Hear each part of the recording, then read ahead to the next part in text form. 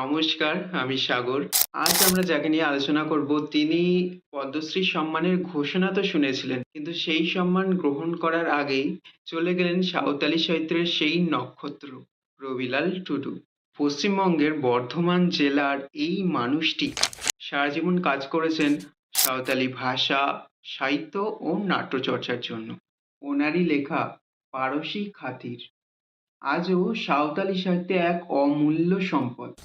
সালটা 2015 সাহিত্য একাডেমি পুরস্কার এবং তারপর 2022 বঙ্গভূষণ, এখন 2026 পদ্মশ্রী সম্মান।